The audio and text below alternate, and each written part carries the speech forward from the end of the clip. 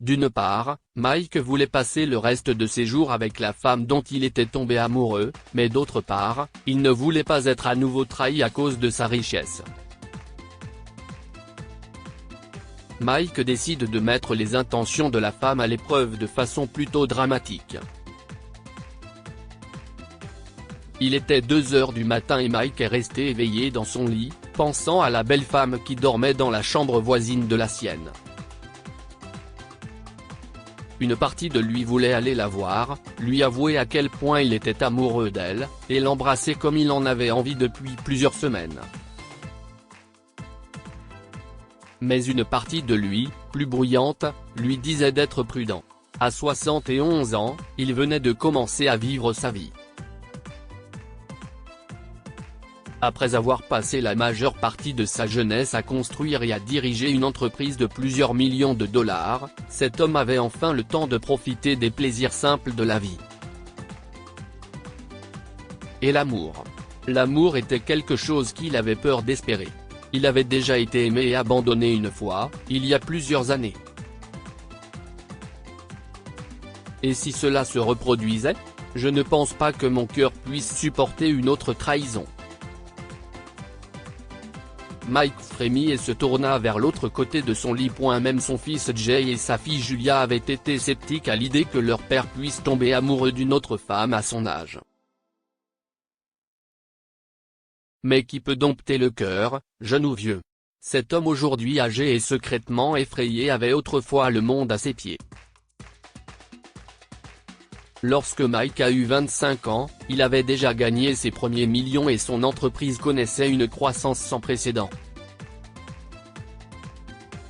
C'est alors qu'il a rencontré Hélène pour la première fois, lors de la fête organisée pour son 25e anniversaire. Elle semblait si douce, si sauvage, et semblait aimer la vie autant que lui. C'était le coup de foudre, et chaque fois qu'ils se rencontraient à une autre fête, ils tombaient de plus en plus amoureux l'un de l'autre. Après une idylle de 6 mois seulement, Mike et Hélène se sont mariés et ont commencé leur vie ensemble. 7 ans et 2 enfants plus tard, il ne restait plus rien de cette magie entre eux. Mike savait qu'ils s'étaient éloignés l'un de l'autre, mais il ne savait pas qu'Hélène était sur le point de le manipuler pour lui faire perdre toute la richesse qu'il avait laborieusement obtenue tout au long de sa vie. Après une longue et âpre bataille juridique, Mike, 32 ans, s'est retrouvé pratiquement sans argent, sans entreprise, sans maison et avec 2 enfants en bas âge dont il devait s'occuper tout seul. Ce furent les jours les plus sombres de sa vie, lorsqu'il regretta d'être tombé si aveuglément amoureux. Et le voilà des décennies plus tard, sentant les étincelles jaillir à nouveau. Voulant aimer à nouveau. La femme qui a fait vibrer son cœur à nouveau était Ayesha, une femme de 53 ans qu'il a aperçue un jour en train de chanter sur un trottoir très fréquenté, le visage enfoui dans ses paumes, le petit bol devant elle s'entrechoquant de temps à autre avec une pièce de monnaie déposée par un passant. La voix de cette femme avait touché Mike au plus profond de lui, et elle a atteint un endroit de son cœur où il avait caché toute sa vieille douleur. Il attendit en face d'elle, espérant qu'elle écarte ses paumes pour qu'il puisse voir son visage. Lorsqu'il y parvint enfin, le ciel gronda et le soleil disparut sous la pluie. Mike a appris que la belle s'appelait Ayesha et qu'elle n'avait nulle part où aller après avoir été chassée par sa famille. « Venez à la maison avec moi, au moins jusqu'à ce que l'orage passe », a dit Mike sans hésiter. Vous aurez un endroit où vivre aussi longtemps que vous le voudrez. Cela faisait 6 mois qu'Ayesha était entrée pour la première fois dans le manoir de Mike, mais il était difficile d'imaginer à quoi ressemblait la maison avant elle. Ayesha a apporté de la chaleur dans l'espace, de l'amour et du calme, et elle s'est occupée de tout ce qui avait besoin d'être soigné dans la maison, y compris l'âme silencieuse et solitaire de Mike. Il n'a pas fallu longtemps pour que ces deux personnes âgées, issues de mondes complètement différents, tombent amoureuses l'une de l'autre. Aïcha ne semblait pas être du genre à s'intéresser à l'argent. Mais il ne pouvait s'empêcher d'être prudent, et ses enfants maintenant adultes, Jay et Julia, voulaient aussi qu'il le soit. Je te le dis, elle est avec toi pour l'argent, et si est tout. Comme maman, a hurlé Julia à son père. Oui, papa. Jay renchérit. Cette femme était sans abri, pour l'amour du ciel. Et avec toi, elle a obtenu tout ce dont elle rêvait sans travailler le moins du monde. Ouvre les yeux, papa. Mike n'appréciait pas les paroles humiliantes de ses enfants, mais il savait qu'il voulait aussi être sûr des intentions d'Aïcha. Ainsi qu'un jour, Mike décida de faire quelque chose de spectaculaire pour mettre à l'épreuve la femme qu'il aimait. Ce matin-là, Aïcha se rendait à la bibliothèque et, comme toujours, elle passa sur le trottoir à l'endroit où se trouvait autrefois sa maison.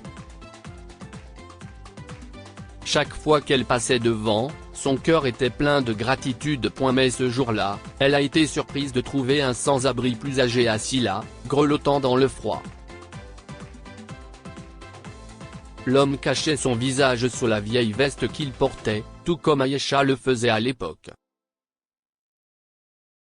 En voyant cet homme, elle a ressenti de vieux sentiments oubliés de tristesse et d'impuissance, et elle n'a pas pu s'empêcher de s'approcher de l'homme. Bonjour, avez-vous mangé quelque chose? Que puis-je faire pour vous? Sans lever la tête, l'homme a dit, qu'est-ce ce que ça peut vous faire? Vous pensez qu'un repas va me sortir de cette vie misérable?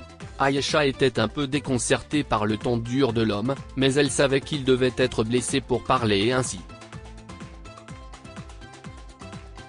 Non, un seul repas ne vous sortira pas d'ici. Mais un repas permettra à votre estomac d'arrêter de grogner et à votre corps d'arrêter de s'abandonner au froid.